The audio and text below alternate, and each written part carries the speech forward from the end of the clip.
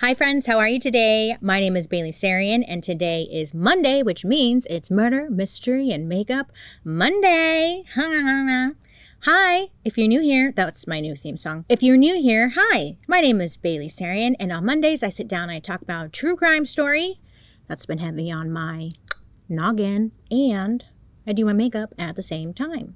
If you're interested in true crime and you like makeup, I would say subscribe because I'm here for you on Mondays. Hey, before we get into today's episode, we do have a sponsor. Hey, it's summer, and I know that because I've been putting my jeans in the freezer lately before leaving the house. It's a pro tip, okay? First of all, it gets rid of the stench, but also it's like air conditioning on the go. Cold pants, come on, you're welcome. Anyway, summer means traveling, weddings, vacations, aka summer is expensive. All those little things add up. But luckily I found an app that rewards all those little purchases. It's called Upside. If you don't already know, the free Upside app gets you cash back on daily essentials like gas, groceries, and eating out. And this time of year, that's basically all I'm doing. Like recently I went on like a little road trip with my boyfriend and we stopped to get snacks because that's what you do. But you know, that all adds up. I gotta have the hot Cheetos. The hot Cheetos with lime. I gotta get the cream cheese to put my hot Cheetos in. Yes, I know, yeah. And it's all adding up. Anyway, with Upside, you can earn cash back at over 100,000 gas stations, grocery stores, and restaurants. Like surprise, surprise, Taco Bell. Oh, God. Crunch Wrap Supreme Me, baby. And you can get cash back straight to your bank account. Here's how it works. You claim an offer in the app for whatever you're buying, pay like normal with your card, and then follow the steps in the app and boom, you get paid. No confusing rewards, no points that you forget that you have and they expire, just real money. Top Upside earners are making as much as $300 a month. To find out how much you could earn, click the link in the description to download Upside and use code BAILEY to get an extra 25 cents back for every gallon on your first tank of gas. That's good to know because today I'm driving on empty because I don't want to go to the gas station, but can I use my code? I'm going to use my code. They don't know. Or scan the QR code here to claim this offer. A big thank you to Upside for sponsoring today's episode, but most of all, a big thank you to viewers like you, because without you, I wouldn't even be here. So now let's get into today's story. If you're ever curious to know what I'm using, I list in the description box down below. But let's talk about today, okay? Listen, in the quiet outskirts of Vancouver, surrounded by mud, pigs, and the stench of something far worse, a man built himself a kingdom, a pig farmer who threw wild parties, rubbed elbows with the Hells Angels, and ran shady charities, all while hiding one of the most horrifying secrets Canada has ever seen. His name, maybe you know, was Robert Pickton, also known as the Pig Farmer Killer or the Butcher. Oh, this man lured women to his farm and never let them leave. But here's the question. Was this really the work of one man? Or was something bigger, darker, and more organized going on? Yep. Disclaimer. Today's episode contains discussions of violence, murder, and sensitive topics that may be disturbing to some viewers. Viewer discretion is advised. So let's get into Mr. Robert Pickton. So Robert Pickton was born on October 24th, 1949. So he's a Scorpio. But he grew up in a small town. Well, it was like a small growing industrial suburb called Port Coquitlam. How'd I do? Coquitlam? Well, it's just outside of Vancouver in Canada. Okay. Now at this time there were like a lot of farmers, railroad workers, and like manufacturing industries in this area. It was said that when Robert was born, his umbilical cord was like wrapped around his neck, which had cut off oxygen to his brain for a good amount of time. At least that's what like the family said. And like the family would point to this as to why Robert grew up as he was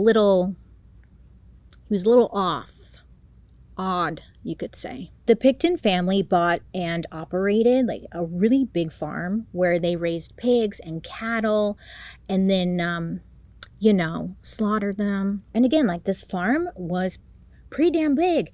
It was at least like 30 acres. Robert's father, he was around, but it was said that his mom was mainly the one who ran the business. Like she was very strict. She was a workaholic. I think she was just freaking maintaining this farm. It's huge. Okay. So she's really like running the show. Now, Robert also had 2 siblings, an older sister named Linda and a younger brother named Dave.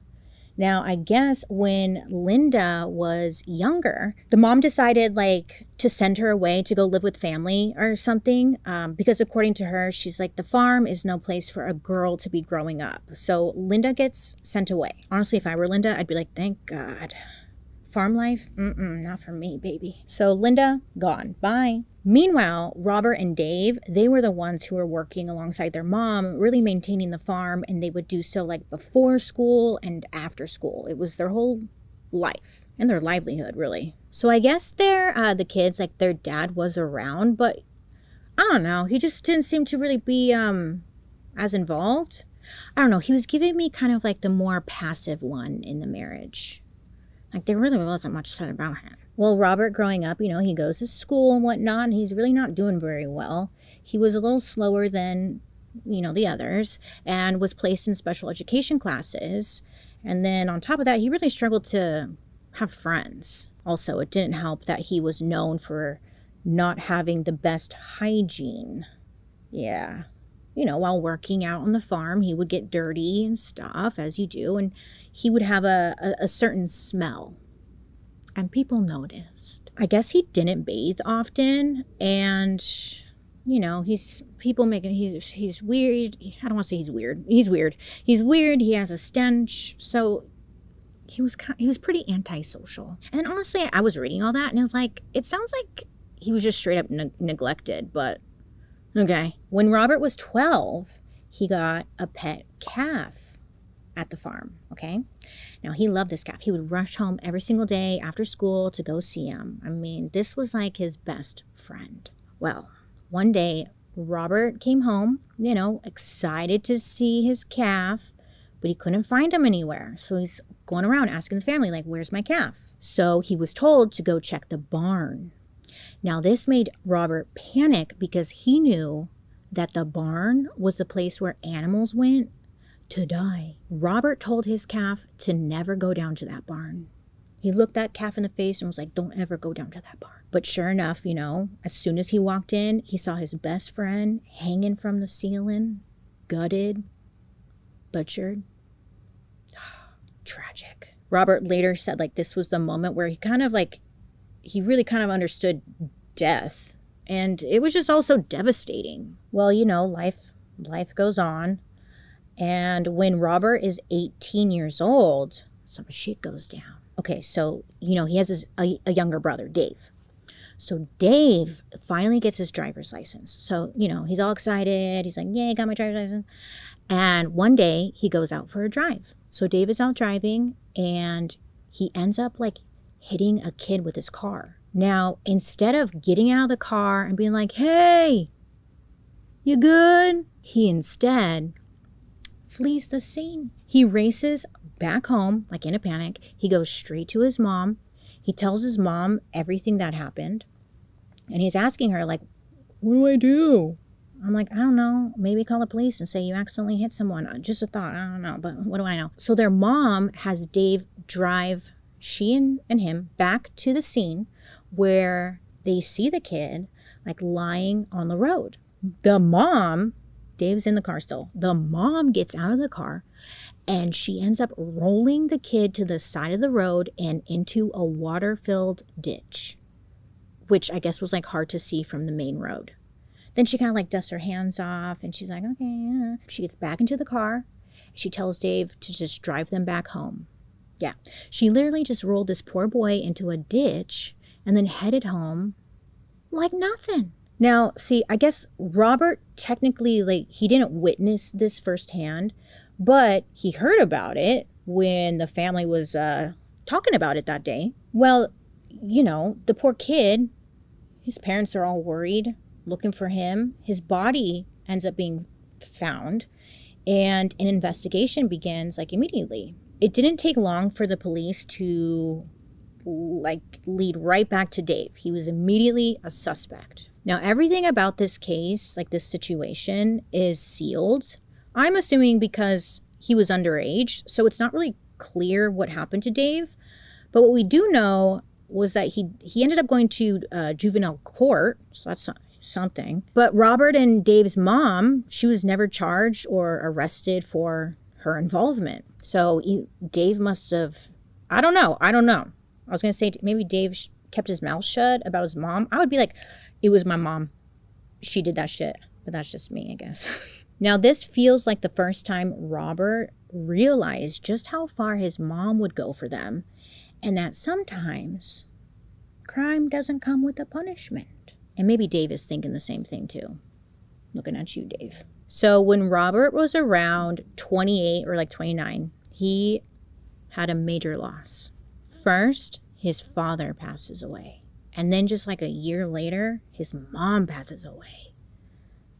So his mom, she had a will, and in it said that the 3 kids, remember there was Linda, Dave, and Robert, they would split the family money and the land evenly. Now, Robert was named as the one to inherit the family business, run the farm essentially, but he wouldn't receive any money from the trust until he turned 40. So it's kind of okay, thanks, I guess.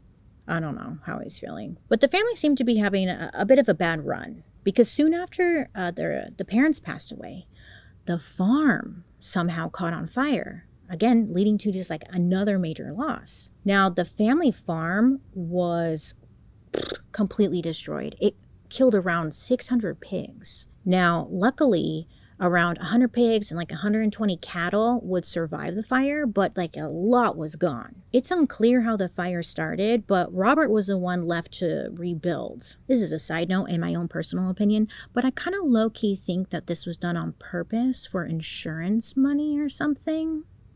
But we'll talk about that later. Robert rebuilt the farm, and when he was doing that, he decided to make a few changes to the business. So he added more animals like chickens, rabbits, geese, goats, emu. I was struggling with emu animals. And he still had the cattle and the pigs. I mean, he was a full-on old MacDonald had a farm kind of guy. Okay. Also a new addition to the business, Robert started working with another butcher in town named Pat. So Robert, he would raise, the pigs, and then Pat would come in, buy the pigs, and then they would slaughter and sell the meat. It was a good partnership for them. It seemed to work. So Robert, he's kind of thriving at this point. Now, his brother Dave, he was around. He was working as a demolition contractor for the greater Vancouver area. And for bigger jobs, he would call up his brother Robert to come out and help him. But those were just their day jobs. Because it was said that Robert and Dave would also indulge in some local insurance fraud. I guess local bikers in the area, they would steal cars and bikes, and then they would give them to Robert or Dave. And since Dave had access to demolition equipment, they were able to bury the stolen items. Once the job was done, they would report the cars or whatever, as missing or stolen. And then they would collect the insurance money. See, this is why I kind of low-key think that farm fire was an insurance thing, but that's just my opinion. Anyways, they were shady. Now, they were doing this for a hot minute, but the police, they ended up catching on, and they opened an investigation into these thefts, which ended up leading them right to Dave. Now, Dave, I guess he was brought in and he was questioned, but they didn't have sufficient evidence to make an actual arrest. So he was let go. Robert was never questioned, but this did land him on the police's radar for the first time. So in 1994, Dave had a big job up in North Vancouver. It was a 40-minute drive from the farm. So he called up his brother Robert. He's like, hey, can you come out and stay with me and help me out? So Robert agrees, and he goes out there, he sets up his motorhome on the construction site so he didn't have to commute, you know? So Robert would stay on this project with Dave for like about a year. During this time, their sister Linda, she was like a hotshot realtor now. She made the decision to sell off 3 separate parts of the farm to real estate investors who were looking to build homes. Now, I'm sure it was all communicated to Dave and Robert about selling, parts of the farm. But overall, like, it was a good deal because they made over $5 million on that sale, and they ended up splitting it evenly. I mean, it was fine though. Yes, the farm was smaller now, but they still had about 25 acres to work with, which, a lot, you know? Oh, just a little side note, I forgot to mention. When like Robert's away, he had people working for him on the farm. So like things are still being taken care of while Robert's away and stuff. So it wasn't like he just left it and that was it. So while Robert was staying in North Vancouver, he started to hang out in this area called the Low Track, and it was in like the downtown east side area of Vancouver. Now, the Low Track was a place where, drugs, poverty, and sex work was very prominent. So Robert, on his free time, he would go hang out at this bar called the Abbey Hotel, where he would meet up with some friends. I'm like giving a side eye because I'm like, friends, okay. But he would meet up with some people for drinks, and then he would really go there to engage with the sex workers and see if they'd be willing to go home with him. He would offer them money for drugs or just drugs in hopes that they would leave with him.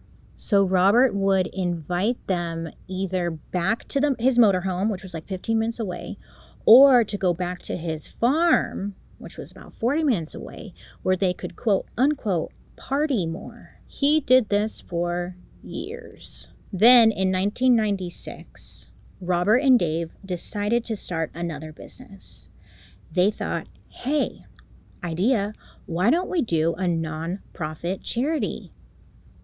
Yeah, I mean, they had this huge farm with lots of land. They're like, we could open it there. It could be a non-profit. It could have a mission. Well, according to them, the nonprofit's mission was to, quote, to organize, coordinate, manage, and operate special events, functions, dances, shows, and exhibitions on behalf of service organizations, sports organizations, and other worthy groups, end quote. And they're like, great, like, what do we call it? They decided to call it the Piggy Palace Good Times Society.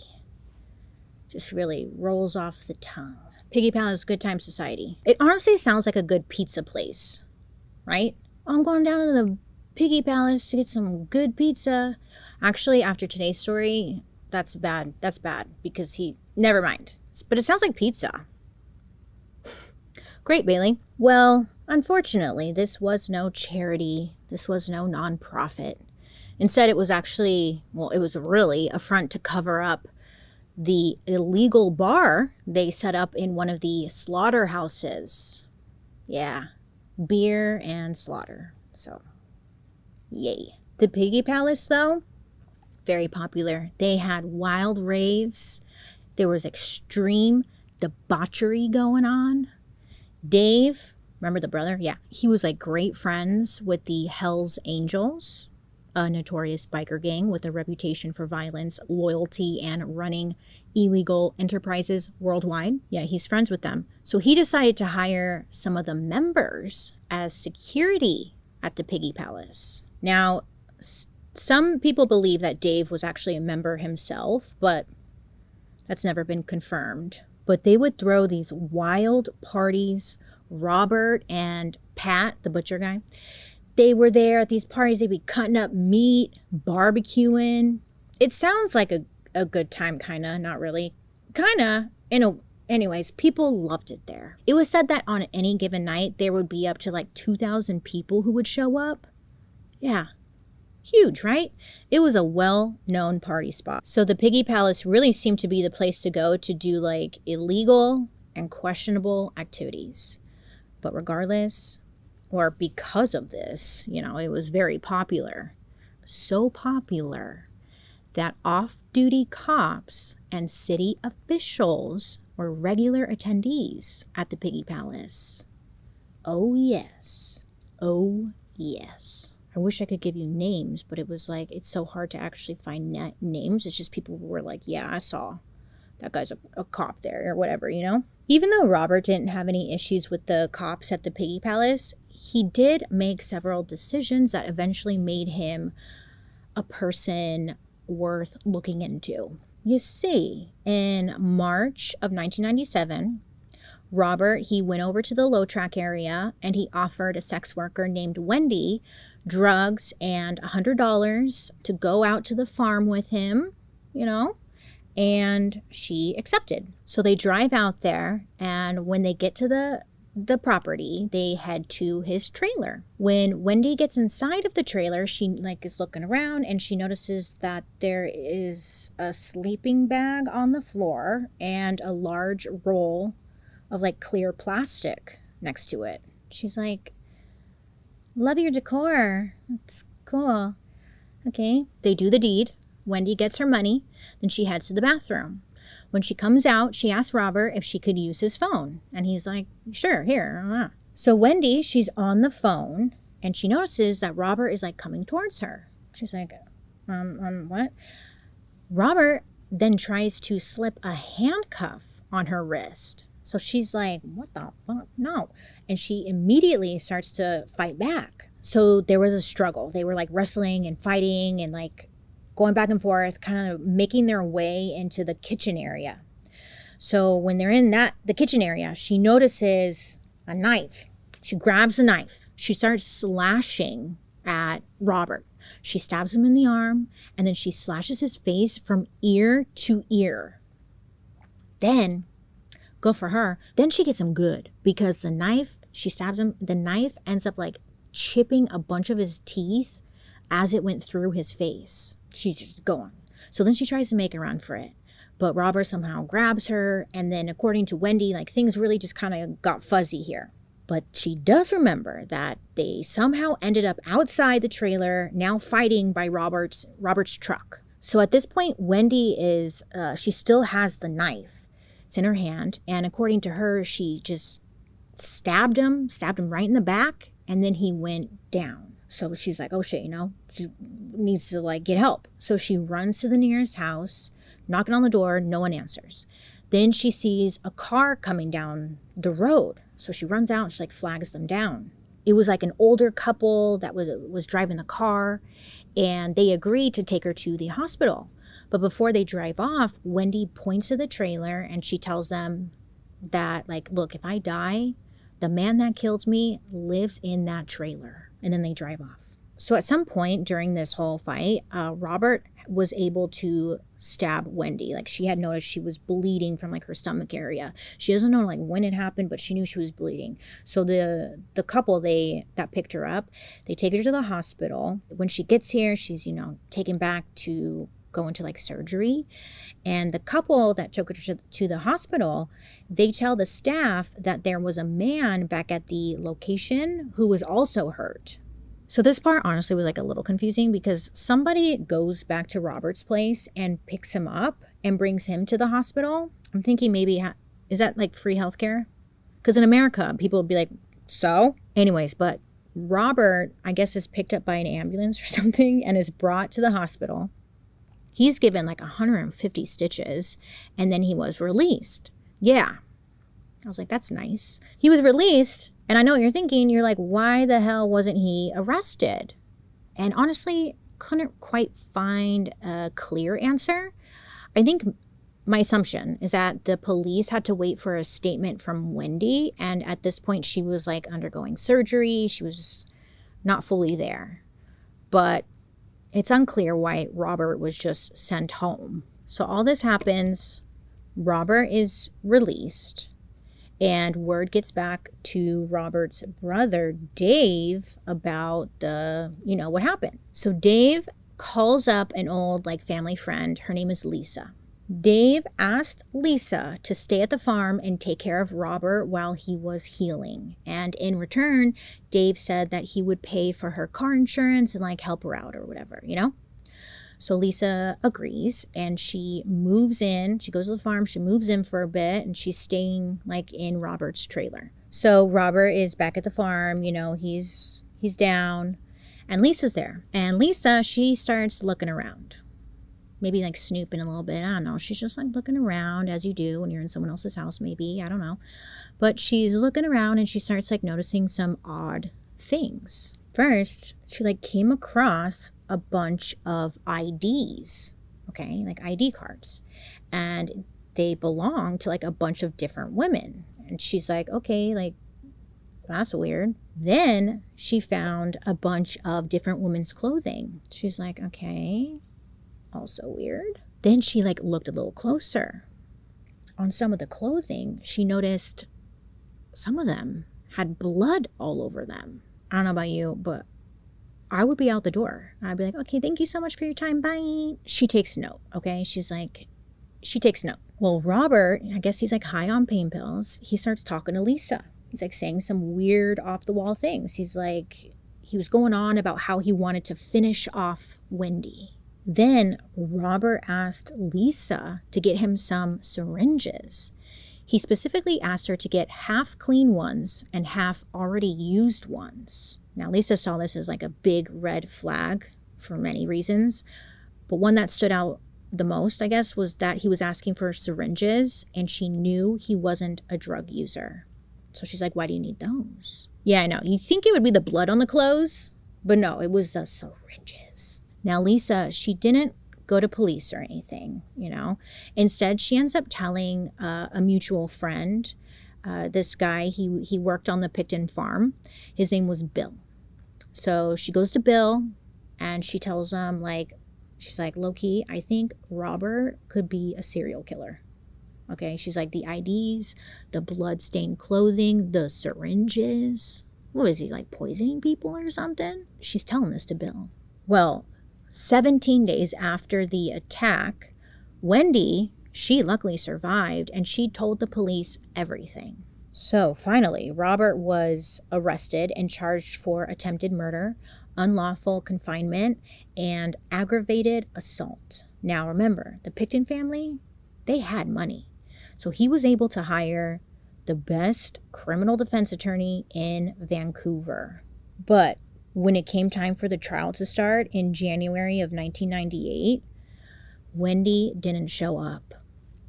So without an accuser, the judge was forced to drop all of the charges. The police did keep the clothes and the rubber boots that he was wearing when he attacked Wendy, and they kept that in evidence, which good thing they did because it comes in handy later. So a few months after the charges were dropped, Robert, he goes back to the low track and he picks up a woman named Sarah. Now, Sarah, she worked out of this place called the Crack Shack. Yeah, it was a really popular pickup location for sex workers, but also I guess they had really great drugs. But he goes there. So on that night in April of 1998, Sarah and her friend, they were strolling the area looking for dates. So the friend, Sarah's friend, was picked up by a John and they took off. So she's telling Sarah I'll see you later, whatever, The friend comes back, and when she gets back to the Crack Shack area, she notices that Sarah was nowhere to be found. Now, that's fine normally because it's maybe she got picked up, whatever. But it was odd because she noticed that Sarah's purse was still there. Now, you never leave your purse behind. So she just kind of waited around and Sarah just never showed up. So after some time goes by and Sarah is a no-show, her ex-boyfriend and some friends and family, they went to the police and reported her missing. So the police just straight up told them that they wouldn't open an investigation because she was just the latest in a string of missing sex workers. And that they usually show back up and it's really not a big deal. The police completely brushed it off. Well, time is still going by and Sarah, she's still missing. So her ex-boyfriend ends up reaching out to a journalist named Lindsay Kynes, who was writing articles about missing sex workers in the area. This guy was the only one reporting it, it seemed like. So Sarah's ex-boyfriend reaches out to the journalist, and Lindsay Kynes, the journalist, decided to write an article about the situation and called out the police for not taking these disappearances seriously. The journalist was like passionate about getting this news out to the public and really demanding for the police to step up and do their job. In July of like 1998, like the first article about the situation was published, and then it ended up turning into an 11-part series. And in the articles, they also put a hotline number where people could reach out, give tips, or just report more missing women. So this journalist was like really trying to actually do something, because obviously the police were not. Okay, so do you remember Lisa? Huh? Do you? Okay, well, she was the lady friend who was staying with Robert and found all those questionable items. And then she went to Bill and told him all about it. Her? Yeah. Bill reads one of those articles, and he decides to get in contact with Sarah's ex-boyfriend to share what he knew. I know what you're thinking. Why didn't Bill just call the hotline or go to the police or something like that? Or why didn't Lisa go to the police? You have to understand, a lot of them were involved with drugs or sex work, and they didn't want to go to police in fear that they would get in trouble themselves. So they were all talking with each other in hopes someone else would maybe go forward, So Bill contacts Sarah's ex and tells him everything that Lisa saw: the bloody clothes, the IDs, the syringes, everything. Then went on to say that Robert often visited the load track to pick up women. But most of all, Robert had like this really big farm, and Bill's like, it would be very easy to hide things there, like people. You know what I'm saying? Bill actually tells Sarah's ex that he did try to contact police at some point, but he was told that there was nothing the police, could do. So Bill gave Sarah's ex Robert Pickton's name and the name of his businesses, the farm, everything, in hopes that maybe, he could help or do something. So Sarah's ex ends up contacting Vancouver police, tells them everything that Bill said. Well, technically he was recording the whole conversation, so he actually gives them the recording. And the police, they tried to follow up with Bill for months.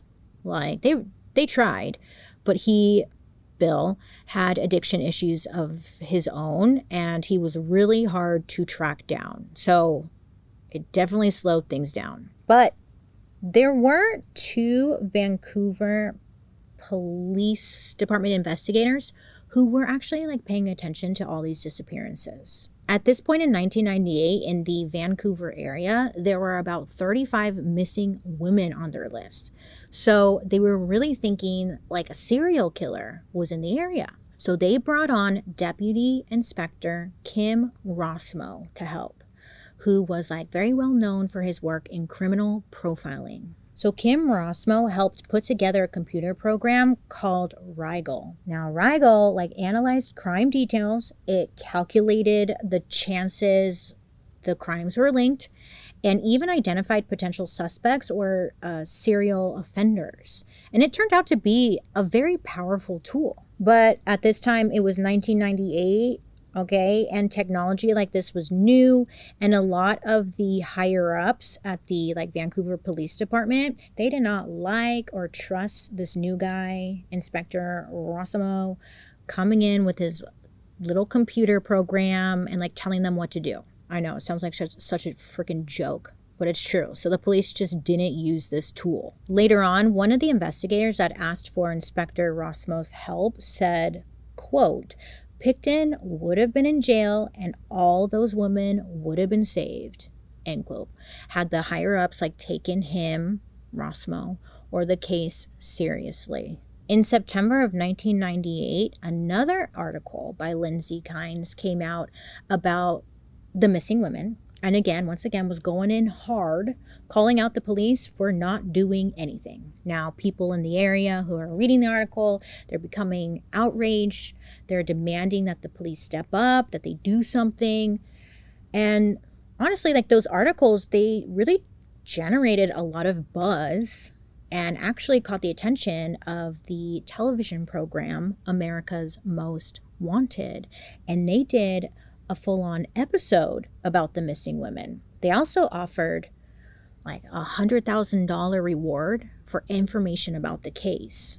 So this was good for the victims' families and whatnot. Like at least someone is helping or trying to help, talking about it, right? Well, the Vancouver police, they're a little like annoyed and upset, and they couldn't handle the negative PR anymore. So they were like, fine, we'll do something. It was said that before these articles came out, there was this unspoken rule amongst the police departments, that sex workers and lower class people were disposable. And it was suggested to not waste resources on them, allegedly. But I'm sure we believe that because they did nothing. Well, now Inspector Rossmo was confident that like his technology could actually help catch this person, right? So he shared his findings with the police department, but they completely dismissed him. On top of that, he was pretty much fired. He was let go. Well, technically, his contract didn't get renewed, but he knew why. So Inspector Rossmo was just trying to help. I don't know, maybe even like do his job, right? Luckily, there were some in the police department that were like still taking this seriously. And in May of 1999, the Vancouver Police Department organized a group who were dedicated to review the growing number of disappearances of women in the area. And this like dedicated team to the case, it was called Project Amelia.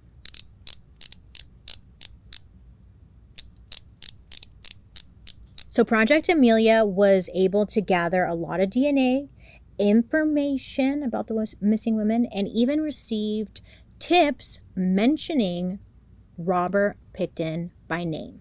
So the police, they did take this seriously, and they followed Robert. They followed him around for about like 2 weeks, but they saw no unusual activity or much of anything. Plus, at this time, they had no witness statements or anyone coming forward. So it was just kind of like they couldn't do anything. Over in Port Coquitlam, officers also had like Robert on their radar, but without, again, anyone coming forward, anyone accusing him of anything, there was nothing they could do. So things just went cold. Everything was at a standstill. But in the year 2000, the Royal Canadian Mounted Police, aka the Mounties, they got a hot tip. So Robert, he had a lot of like on again, off again girlfriends. I didn't mention them because all the names get confusing. For me at least. But one of his like on again, off again girlfriends was a woman named Lynn. So Lynn, she went to the Mounties and she told them everything she knew. Lynn told them that she actually lived with Robert for a few months in 1999. That they slept together, she cleaned his trailer, he'd supply her with drugs, and occasionally the two of them would go out and pick up sex workers to bring back to the farm. She said that there was this one night where she and Robert, they went to New Westminster and they picked up a sex worker. When they got back to the farm, the woman and Robert went to the trailer to have sexual relations. So Lynn, I guess she was out in the living room. She's just kind of waiting and she starts to doze off. She said all of a sudden she was woken up by like a super loud noise, and there was like this very bright light coming from the barn outside on the property. So she's, like, what is going on? So she gets up and she goes to check it out. She said that she walked into the barn and that she was immediately hit with like a terrible smell. Okay, so she's like, Then she kind of like looks directly, directly in front of her, and she realizes that she's staring at someone's toes. So she's trying to like process, what am I looking at? And she looks up and she sees that it's freaking body or something. Someone's legs are dangling from the ceiling. What's that one meme? No, no, no, no, no, no, no, no, no, no, no, no, no. That'd be me right now. No. So Lynn, she's like, oh my God, what the fuck? So she screams, obviously. She's in total shock.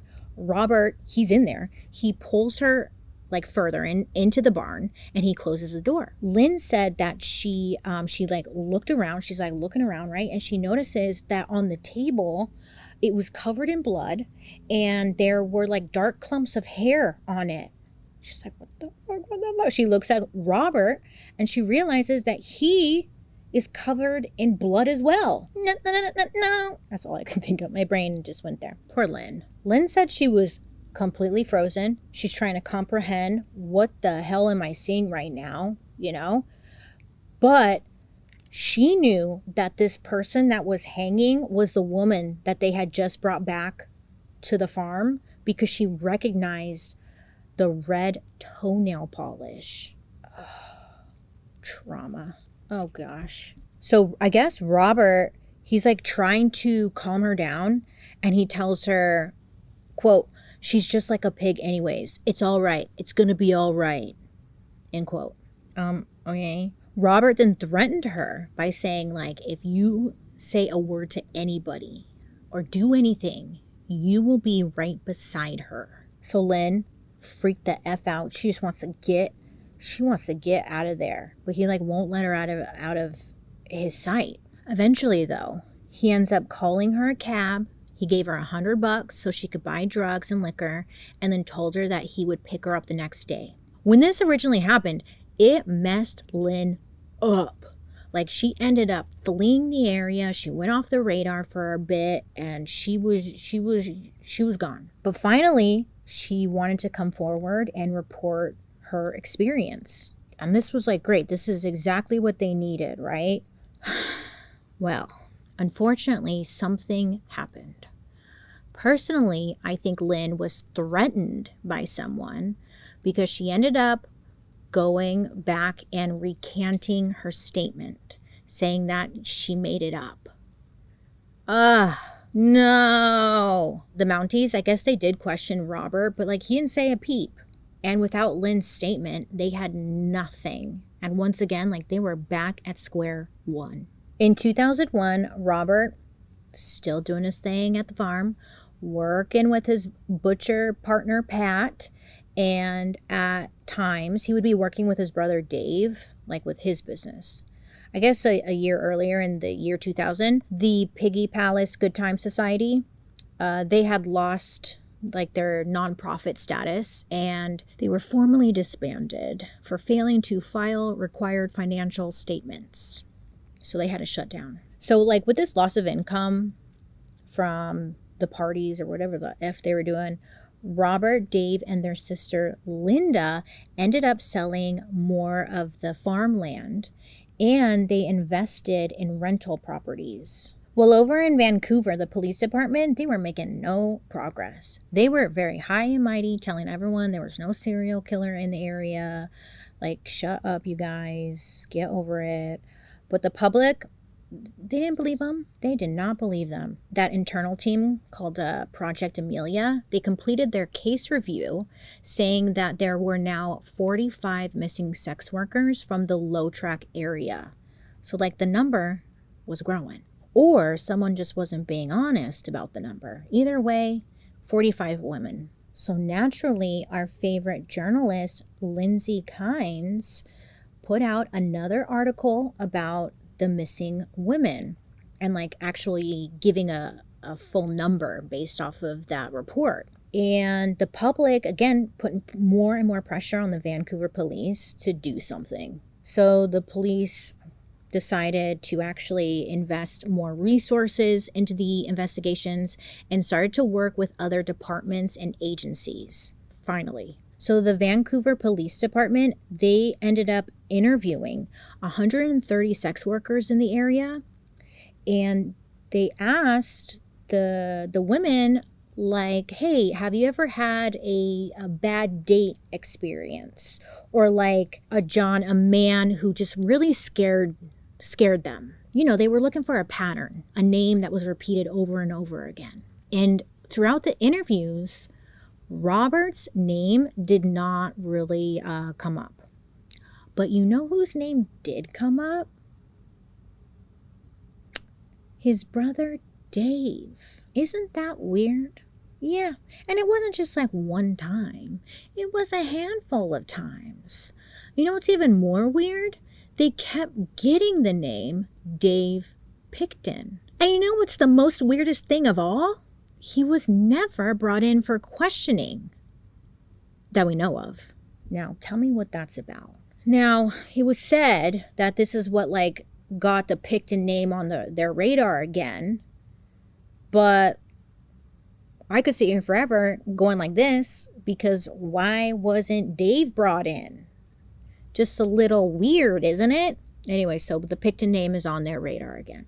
So in late 2001, once again, police finally got the information that they needed. Solid information on Robert Pickton, a former employee who who worked on the farm for Robert.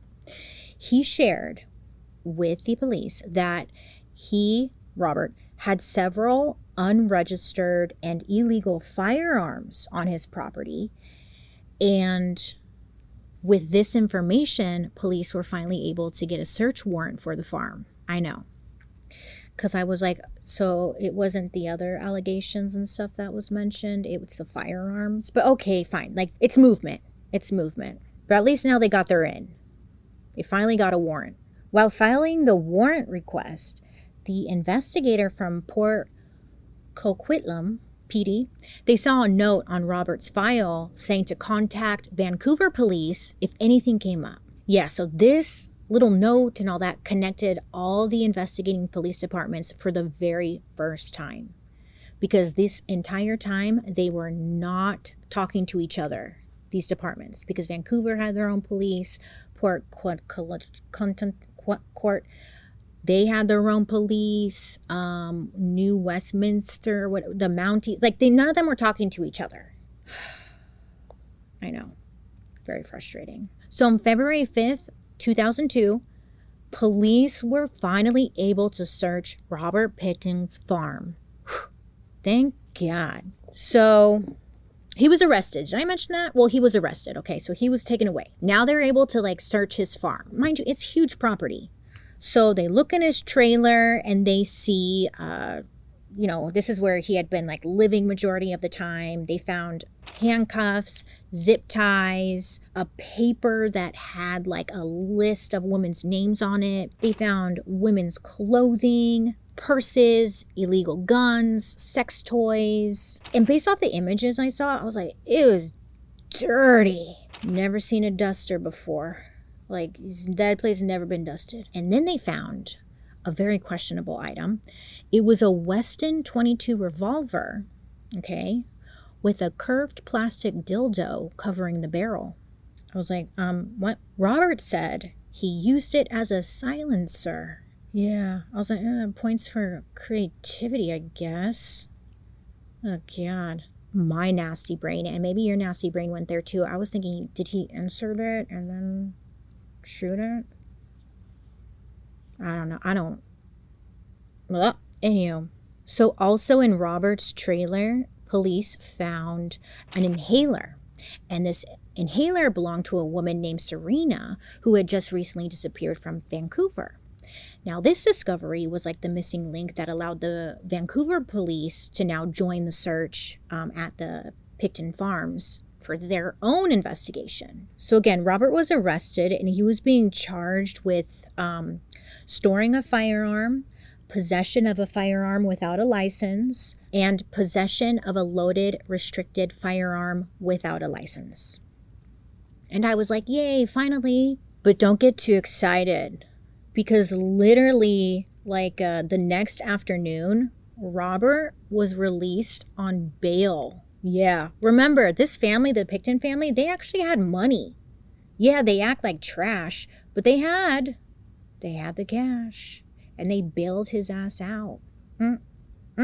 So they bailed him out, and Robert was not allowed back at the farm because now it was considered a crime scene. So he ended up staying with his brother Dave, which was just right down the road. Now, I guess for police, searching the Pickton farm was very difficult and taxing. Now, at this point, it was 17 acres. There were live animals that still needed to be cared for. And I guess there were a bunch of dead animals all over the property. So the task force, they used heavy machinery I tried to explain it in a way that made sense, but they pretty much teared up the ground. Then they ran the dirt through a huge conveyor belt and screening machine, sifting for any trace of evidence that they could find. But it was a lot. It was a lot of work. Police collected a lot of DNA from Robert's trailer and just all around the property. Now, it wasn't just female DNA. No. They found about 40 male DNA samples as well. There's a lot of shit going on. Now, there was one specific DNA sample that led to Robert's rearrest. So on February 22nd, this was 17 days after his initial arrest, police found DNA in his trailer from a woman who, again, had recently disappeared. Remember, they found that inhaler from a missing woman, but finding DNA was the concrete proof that they needed. Because in an inhaler, they can be maybe she left it here or whatever. But DNA, blood, something like that, They arrest Robert that day and they put him in a holding cell, okay? But the police, they knew he's a tricky man, a quiet man, slick man. And police needed to get some kind of confession out of him. So they put Robert in a jail cell, and in the same cell, they brought in an undercover cop acting as an inmate. Now, his job, the undercover cop, was to strike up a conversation with Robert and get him talking, bond a little bit, in hopes to get a confession. Meanwhile, their whole interaction was being recorded. So after some shooting the shit kind of talk, for several hours, Robert started to open up, bragging about his crimes. Oh, yes. So on the hidden recording, Robert admitted to killing 49 women and said his only regret was that he didn't make it to 50. I was only one more, maybe 50. That's what I was stopping people for. Yeah. I wanted one more, make it be a big battle. Big fight.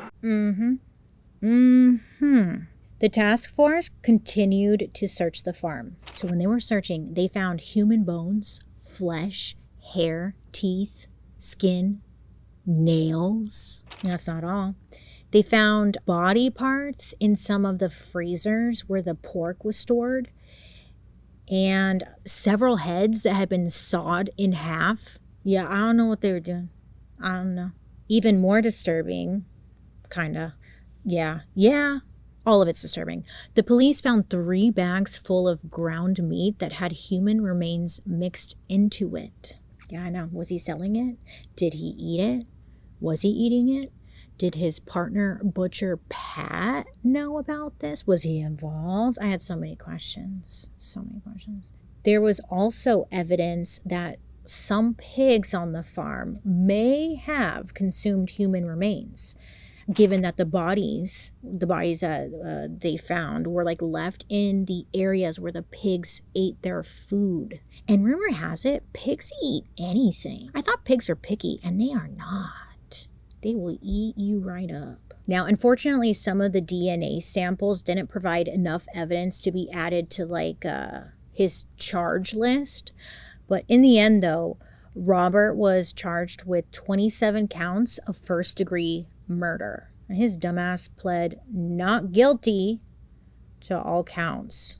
He's like, it was the pigs. It wasn't me. So he's sitting in jail waiting, and like 5 years go by. Finally, his trial starts. It's in January of 2007. So this time, they were able to bring in some key witnesses. His ex-girlfriend, Lynn, remember her, who saw the body in the barn? And also his partner, Butcher Pat.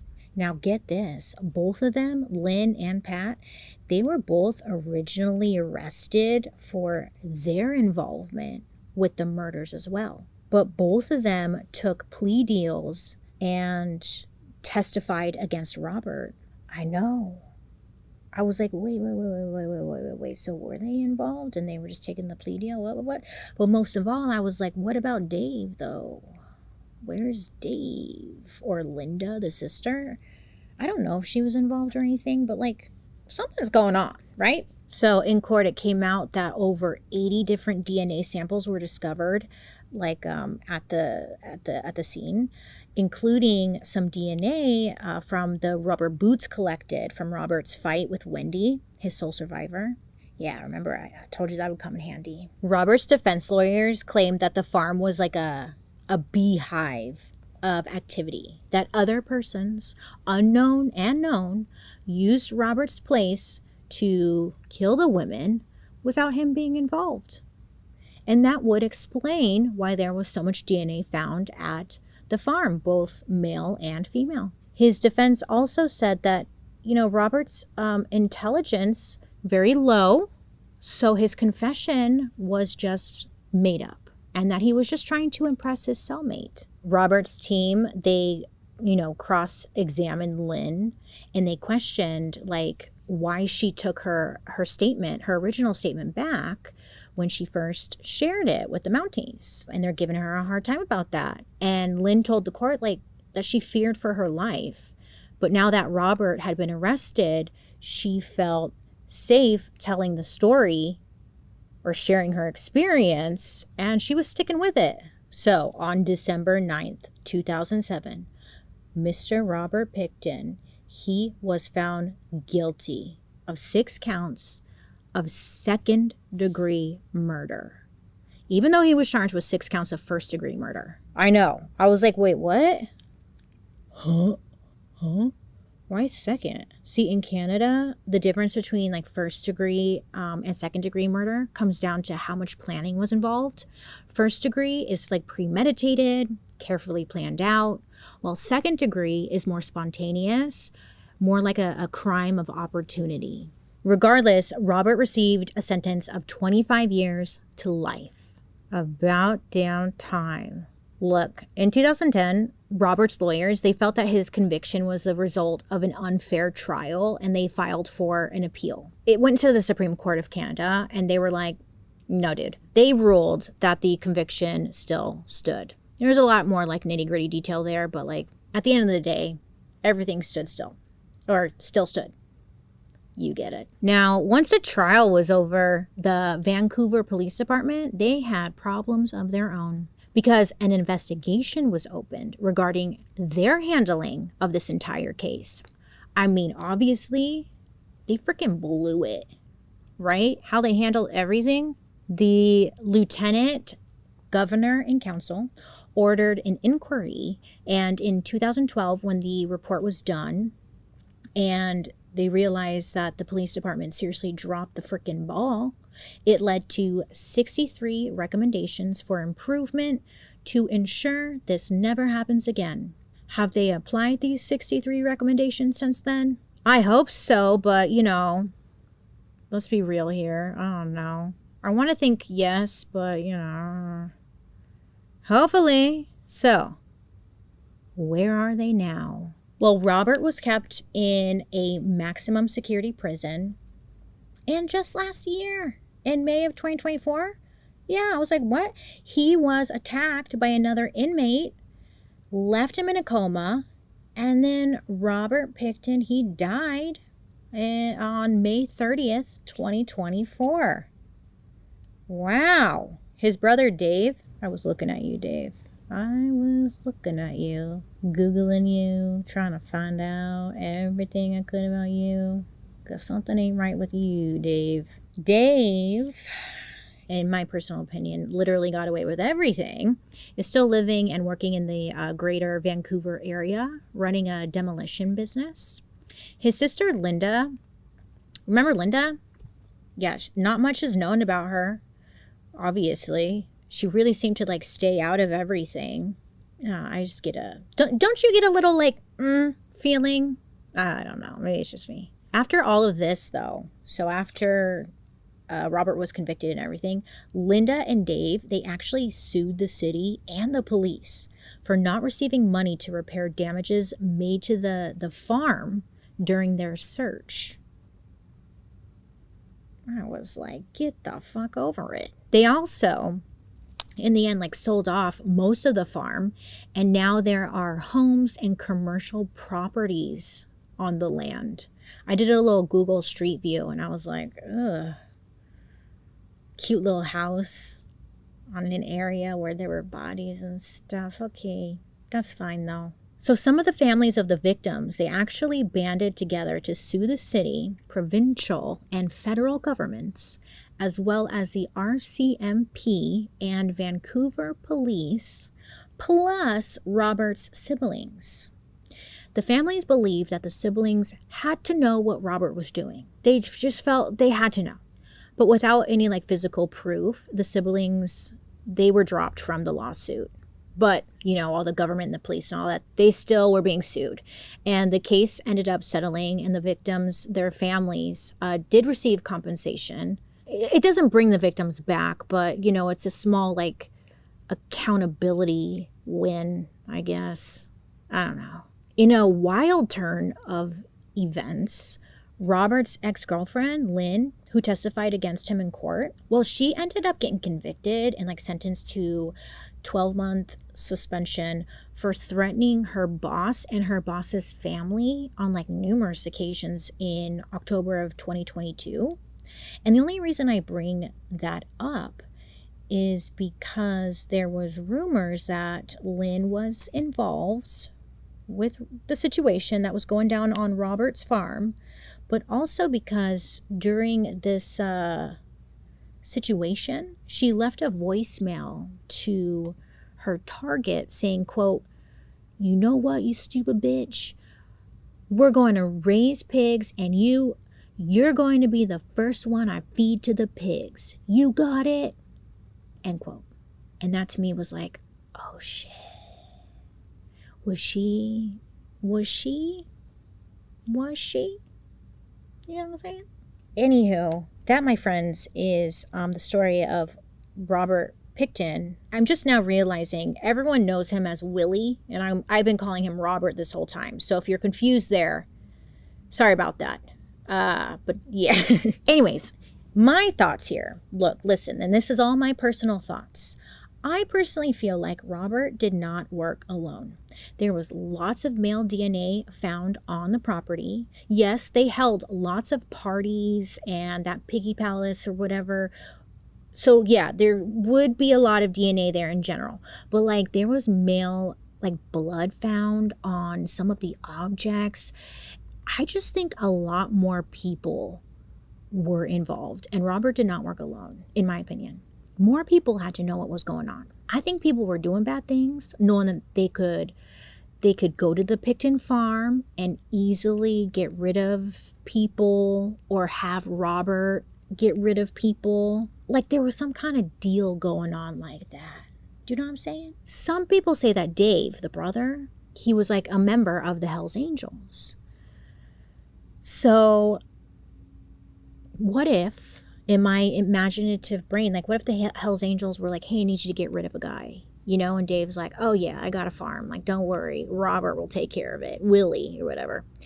Do you know what I'm saying? Like a deal like that. Again, Dave was named by sex workers as being aggressive and scary, that he would intimidate people if they spoke up about things going on at the farm. He threatened to like rape people, get rid of people. I searched high and low as to why Dave wasn't brought in for questioning by police, like at all. So this made me think that the off-duty police, the police officers, the city officials that hung out at the farm and the higher-ups, they were all protecting his ass because if he got arrested, he was going to rat on everyone. I would bet money that's probably why he wasn't brought in, because Dave was probably like, oh, you want to arrest me? Well, I'll name all you bitches and you're all going to come down with me. In my opinion. Thank you. Just had to make that clear. Plus, Dave had that demolition company. You don't think he could hide bodies? I bet you there are bodies under those houses that they built on the property. I bet you there are bodies everywhere. Who knows? Plus, another thing I was thinking about was, remember Robert was slower, Maybe Dave just...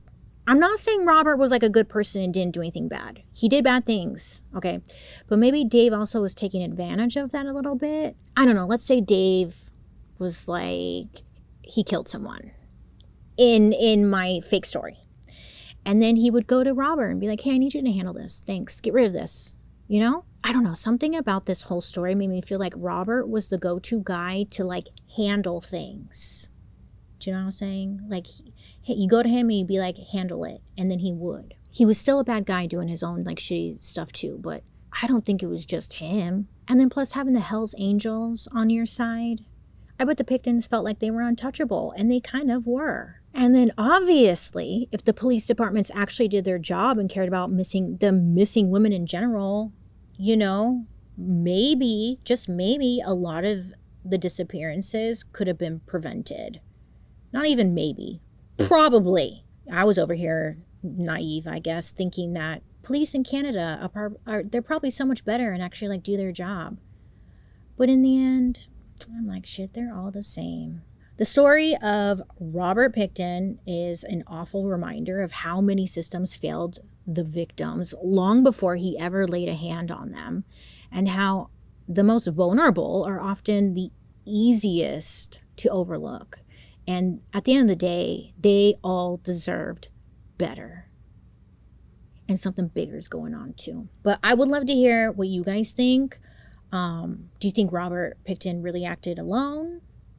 Or do you think something more was happening behind the scenes? Am I losing it? No, I think, well, whatever, let me know. Do you really think that we'll ever really know what went down on the Pickton farm? I don't know. Thank you guys so much for hanging out with me today. Let me know down in the comment section if you have any suggestions for a future episode. Don't forget to like and subscribe. I know, trying to make daddy YouTube over here happy by saying that. I hope you have a wonderful rest of your day. You make good choices. Be safe out there. And I'll be seeing you guys later. Goodbye.